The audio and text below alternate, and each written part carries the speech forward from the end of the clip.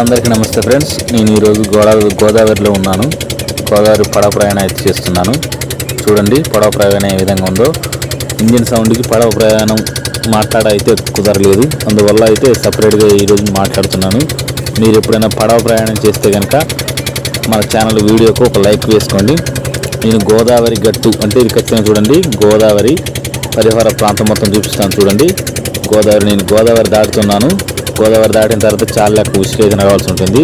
గతంలో మీరు ఎప్పుడైనా గోదావరి దాటి ఉసుక నడిచేంతటువంటి అనుభవం ఉన్నట్టయితే ఒక లైక్ వేసుకోండి. గోదావరి చూడని వారు కూడా మీకు నేను చూపెట్టే వీడియో నచ్చినట్టయితే ఒక లైక్ వేసుకోండి. ఇంజన్ ఈ విధంగా ఉంటుంది చూడండి ఫ్రెండ్స్. ఇంజన్ సహాయంతో అయితే పడవ అయితే ప్రయాణం అయితే ఉంటుంది. చూసుకోండి, మేమైతే గోదావరి రోడ్డుకి వెళ్తున్నాను. ఇప్పటి నుంచి చాలా దూరం నడిచేది అయితే ఉంది.